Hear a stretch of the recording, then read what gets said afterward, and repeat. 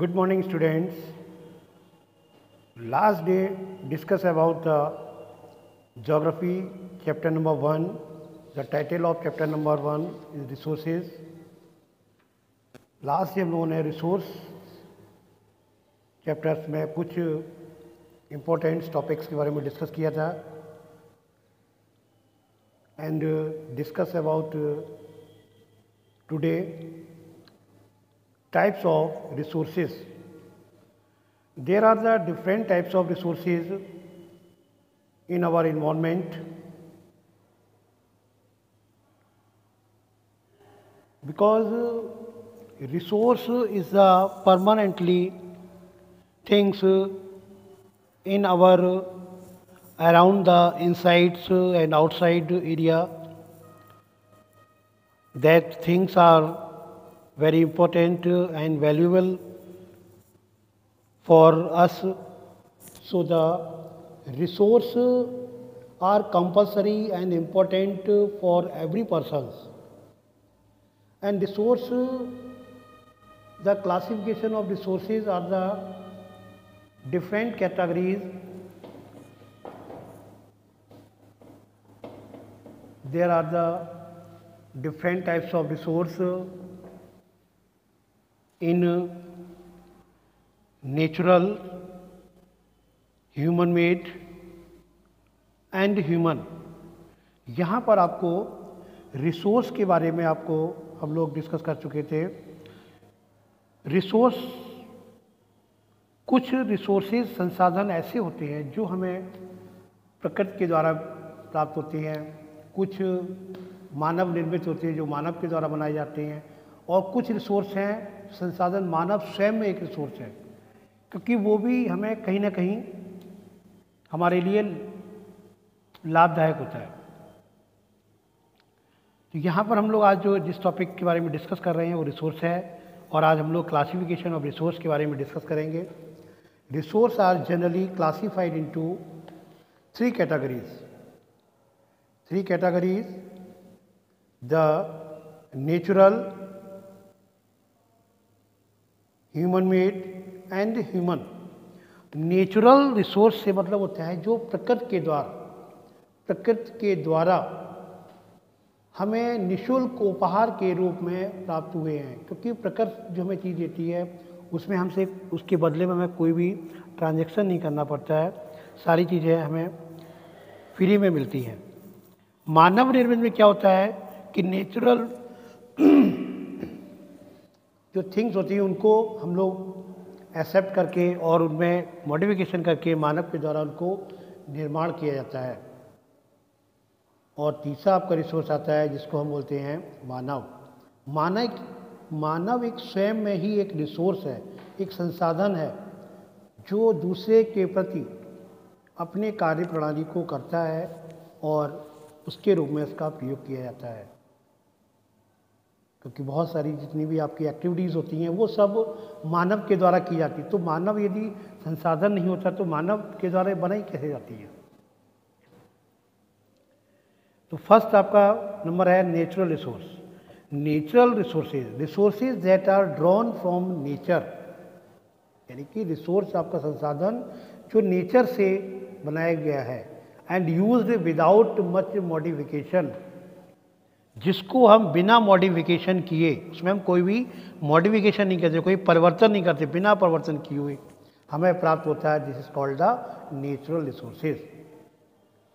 For example the air क्या है? Natural things है, नेचुरल में हमें दे रही है, तो एयर का हम लोग यूज़ करते हैं.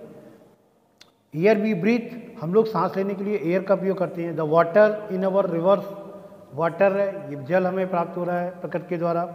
ये हमें कहाँ से? नदियों से, लेक्स में, पॉन्ड्स, इन सभी में प्राप्त होता है. द सॉइल मिट्टी, ये भी क्या नेचुरल रिसोर्स है जो हमें सॉइल्स प्राप्त होती है. मिनरल्स हैं, ये भी हमें, ये सब क्या है? The example of natural resources are the air, water, soil, minerals are the natural resources. Many of resources are free gift of nature. अभी मैंने आपको डिस्कस किया था कि all types of natural resources are called free gift of nature.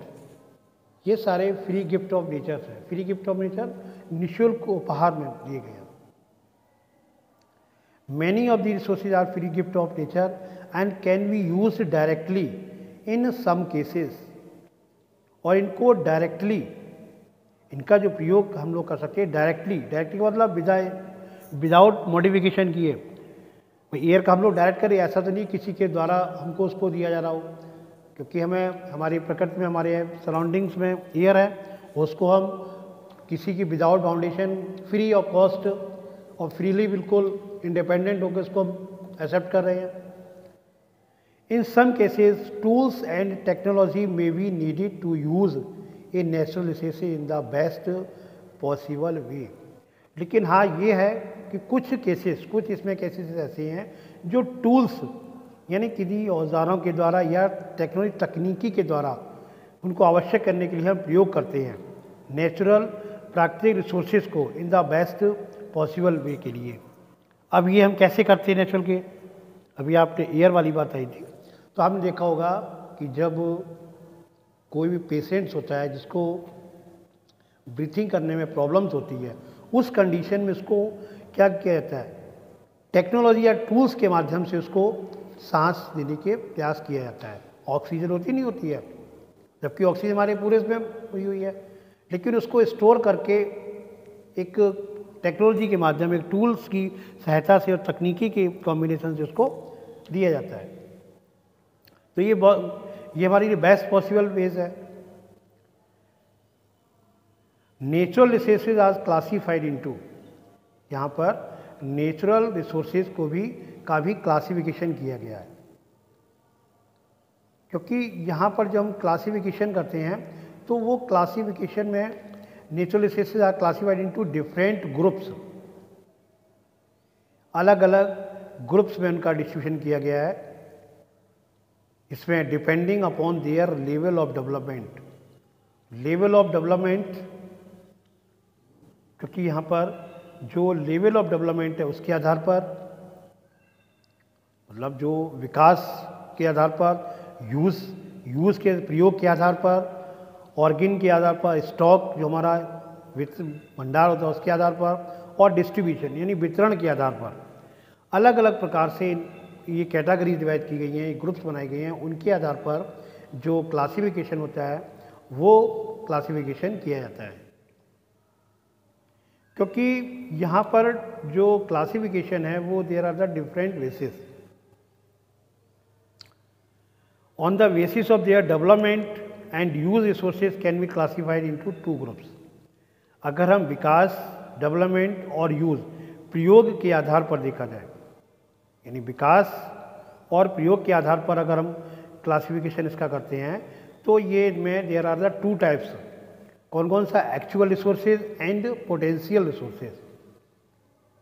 वास्तविक resources और संभावित होते हैं वो रिसोर्सेज होते हैं। Actual resources are those resources whose quantity is known, जो क्वांटिटीज के आधार पर उनको हम पहचानते हैं। The resources are being in use in the present the rich deposits of coal in rural region of Germany. Germany के क्षेत्र के स्थान पर जहाँ पर कोल, जो कोयला होता है, उसको काफ़ी मात्रा में डिपॉजिट किया गया है। एंड पेट्रोलियम को इन द वेस्ट एशिया में, the dark soil of the Deccan plateau in Maharashtra में। ये all the types of resources called the actual resources. ये सारे एक्चुअल रिसोर्सेज हैं, क्योंकि वहाँ पर उनको प्रकृति के द्वारा स्टोर किया गया है। Potential resources are the those who enterprise quantities may not be known and these are not being used at present के टाइम में नहीं होता है। The resources could be used in future, जिनको हम फ्यूचर के लिए प्रयोग करते हैं। द लेवल ऑफ टेक्नोलॉजी के आधार पर उसके आधार पर we have at present may not be advanced enough to easily, आसानी से उसको नहीं कर सकते यूटिलाइज दी रिसोर्सेज, इनको यूटिलाइज हमें करना पड़ता है। The uranium found in Ladakh, जैसे यूरेनियम है, यूरेनियम लद्दाख में हो जाती है। एग्जाम्पल है पोटेंशियल रिसोर्सेज। ये पोटेंशियल रिसोर्सेज है कि कुछ ही जगह पर है। ये could be use in the future, इसका स्टोर किया गया किसके लिए? जिसको हम फ्यूचर में, भविष्य में इसका यूज कर सकते हैं। यूरेनियम सभी जानते हैं किसके लिए यूज़ किया जाता है। हाई स्पीड वाइंड्स वर पोटेंशियल रिसोर्सेज। हाई स्पीड जो हवा का तेज बहाव होता है ये भी क्या पोटेंशियल रिसोर्स होता है। 200 ईयर्स एगो, 2 वर्ष पहले। Today they are an actual resources, आज वो क्या एक्चुअल रिसोर्सेज है। And wind farms generate energy, warm farms बनते हैं जो वाइंड होते हैं उनके द्वारा एनर्जी प्रोड्यूस करते हैं यूजिंग वाइंड मिल्स के लाइक द इन नीदरलैंड्स में इसको you will find some Nagercoil in Tamil Nadu and in the Gujarat coast, वहाँ पर इसको किया जाता है। यहाँ पर ये साइड से आप इसका पिक्चर भी देख रहे हैं, ये सब यहाँ पर शो किया गया है। ये सारे ये वाइंड मिल्स होते हैं। वेस्ट ऑन देयर ऑर्गेन के आधार पर resources can B classified into 2 category. यहाँ पर भी 2, एबायोटिक और बायोटिक, जैविक और अजैविक जिसको बोलते हैं। Abiotic resources are non living billing, क्योंकि अजैविक होते हैं ये नॉन लिविंग्स होते हैं, वो बायोटिक रिसोर्सेज होते हैं। और जो एबायोटिक रिसोर्सेज होते हैं और बायोटिक रिसोर्सेज क्या होते हैं, आर लिविंग्स, जो लिविंग्स होते हैं। Soil, rocks and minerals are the biotic, abiotic हो जाएंगे क्योंकि ये नॉन लिविंग्स है। मिट्टी है, रॉक्स है, मिनरल्स हैं, ये नेचुरल में ही सब पार्टिशंस के हो जाते हैं। And plants and animals are the biotic, animals और प्लांट, जीव जंतु तो पौधे हैं, ये क्या होते हैं, जैविक होते हैं। Natural resources can B broadly categories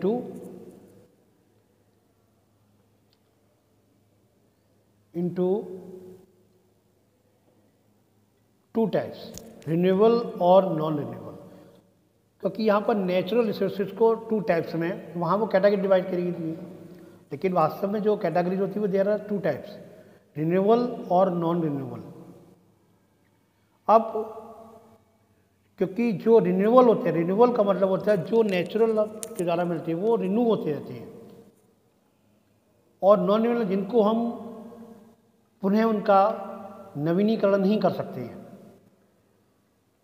ठीक है, तो ये रिन्यूएबल जो resources are those which get renewed और रिप्लेस्ड क्विकली, जिनको आसानी से हम रिन्यू कर सकते हैं, रिप्लेस कर सकते हैं। Some of these are the unlimited and are not affected by human activities के द्वारा, बिना उसके द्वारा उसको हम कर सकते हैं। सच है सोलर एंड वाइंड एनर्जी, ये सब क्या है, रिन्यूएबल है, इनके द्वारा इनको हम रिन्यू कर सकते हैं। Yet careless use the certain renewable resources like water, soil, ये जो आपके जिनको हम केयरलेस के रूप में बर्बाद करते हैं, पानी है, सॉइल है, फॉरेस्ट, इफेक्ट देयर स्टॉक, ये हमारे स्टॉक्स को इफेक्ट करेंगे। क्योंकि water seems to be an unlimited renewable resources, ये अनलिमिटेड रिन्यूएबल रिसोर्सेज है, but shortage and drying of natural water source is a major problem. लेकिन ये जो शॉर्टेज और ड्राइंग अप हो रही है नेचुरल में, प्रकृति में, वो वाटर रिसोर्सेज से कम हो रही है। सभी जानते हैं फॉरेस्ट वगैरह इनका हटाना, ठीक है, नवीनीकरण किया जा रहा है, तो उससे ये चीज़ें धीरे धीरे कम हो जाएंगी भविष्य में। इनका हमें यूटिलाइजेशन करना चाहिए, इनको हमको क्या करें, कंजर्व करना चाहिए। Parts of the world today, ये सब ये क्या हमारे लिए वाटर सोर्सेज की है, वो एक मेजर प्रॉब्लम है in many parts of the world today. आज के संसार में बहुत जगह में ये की मेजर प्रॉब्लम भी है। नेक्स्ट आपका टॉपिक आता है इसी में, जो सेकंड क्लासिफिकेशन नेचुरल रिसोर्सेज का, non renewable resources. Non renewable resources are those which have a limited stock, जिसका लिमिटेड स्टॉक्स है। Once the stocks are executed it may take thousands of years, इनका हज़ारों वर्ष के बाद इनको परिवर्तन होता है, रिन्यूड होते हैं, रिप्लेस्ड होते तो हैं ये, लेकिन इनमें काफ़ी समय लग जाता है। Since this period in much more than human life span, वो जीवन समाप्त हो जाता है, फ्रांस हो जाता है। Such as the resources are considered non renewable में कन्वर्ट हो जाते हैं, जैसे कोल है, पेट्रोलियम है, नेचुरल गैस इन आर सम एग्जाम्पल। ये एग्जाम्पल है वो नॉन रिन्यूएबल रिसोर्सेज की हैं। क्या क्या हैं, कोल, पेट्रोलियम, नेचुरल, क्योंकि on the basis of their distribution resource can be the ubiquities and the localized, क्योंकि ये वहाँ का जो वातावरण होता है, स्थानीय प्रभाव होता है, उसके दबाव उसके कारण होता है। ये जंगल वगैरह ये बढ़ जाती हैं, प्रलय आ जाती है, उसके बाद कन्वर्ट हो जाते हैं, तो ये अवशेष दब जाते हैं पानी में जा कर के, समुद्र में पानी में दब जाते हैं, उसमें दब जाते हैं, तो आगे इनकी पर निकलते हैं, उसी से सड़े गले उसके से ये सब पेट्रोल वगैरह ये सब बनता, लिक्विड्स बनते हैं। और ये मिनरल्स वाला वगैरह जो ये सारे जीवाश्म में दब जाते हैं, इनकी चट्टानें बन जाती हैं हज़ारों वर्षों के बाद। Place are located like coppers, iron, ये सब क्या, और ये सब बनती है मिनरल्स में। The distribute of the natural resources depends upon number of physical factor, क्योंकि ये फिजिकल शारीरिक फैक्टर्स होते हैं, लाइक द टेरेन, क्लाइमेट और अल्टीट्यूड, यहाँ वातावरण, मौसम, जलवायु, ठीक, और उसमें परिवर्तन के कारण ये होता है। The distribution of the resources is unequal, ये जो डिस्ट्रीब्यूशन रिसोर्सेज का वो अनइक्वल है, अलग अलग प्लेसों पे कहीं तेजी से होता है, कहीं कम मात्रा में होता है, कम स्पीड होता है। These factors differ so much over the earth, क्योंकि पृथ्वी पर हर जगह जो फैक्टर्स हैं वो डिफरेंट दिखाए जाते हैं, कहीं उसका यूटिलाइजेशन ज़्यादा होता है, कहीं परिवर्तन ज़्यादा होता है, डिस्ट्रीब्यूशन ज़्यादा होता है, कहीं पर कम होता है।